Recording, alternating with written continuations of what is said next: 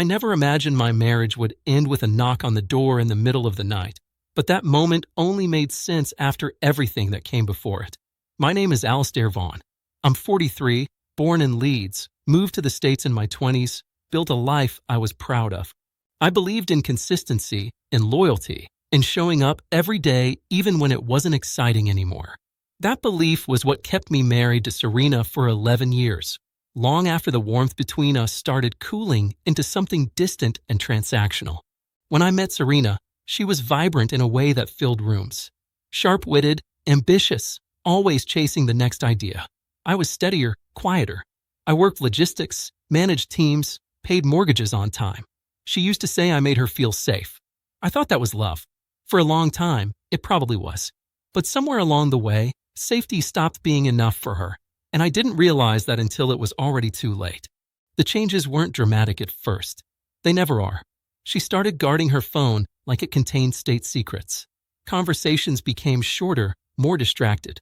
Dinners together turned into her eating while scrolling, nodding absent-mindedly as I talked about my day. Intimacy didn't disappear overnight. It faded in pieces. Excuses replaced affection. Work stress, headaches, early mornings. I told myself this was normal. Long marriages settle. Fireworks aren't permanent. I chose patience over suspicion, loyalty over paranoia. Then one Friday evening, she told me she was going out with friends from work. She dressed differently than usual. More effort. New perfume.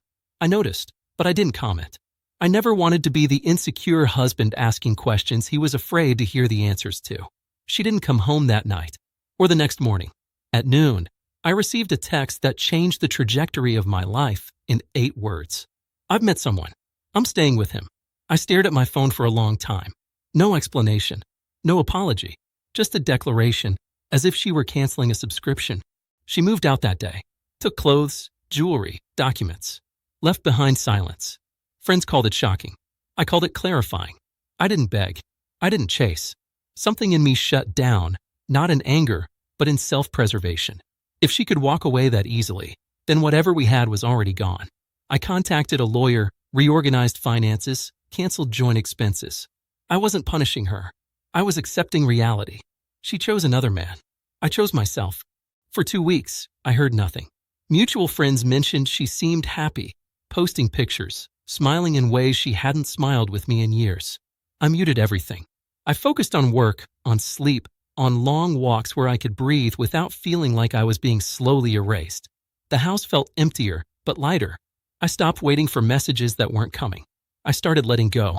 Then, late on a Tuesday night, there was a knock at my door. Not confident, not steady, hesitant. I looked through the peephole, and there she was. Serena, hair unkempt, eyes red, no designer coat, no polished confidence. Just a woman who looked like she had aged years in 14 days. I opened the door and stood there silently. She started crying immediately. Not quiet tears, desperate ones. The kind that come from panic, not regret. She said his name was Callum. Said he promised her excitement, a fresh start, freedom. Said he moved fast, talked big, then changed. Said she left stability for intensity and learned the difference the hard way. She said she made a mistake, that she missed me, that she didn't know where else to go. She reached for my arm, like muscle memory would save her. I stepped back. I listened. I didn't interrupt.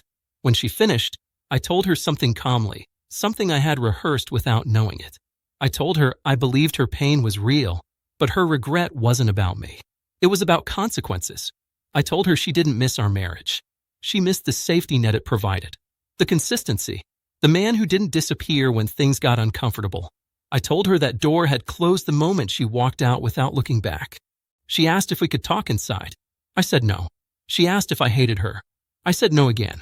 I told her hate requires attachment, and I had already let go. I gave her the number of a hotel down the street and wished her well. Then I closed the door. I leaned against it for a long time, heart racing, hands steady. For the first time since she left, I felt fully in control of my life again.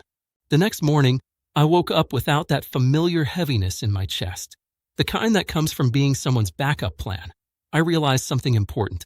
Betrayal doesn't always end with shouting or dramatic confrontations. Sometimes it ends quietly, with a choice not to reopen a wound someone else inflicted. She ran off chasing a fantasy. She came back chasing forgiveness. I offered neither punishment nor rescue, just finality. And that, I learned, was freedom.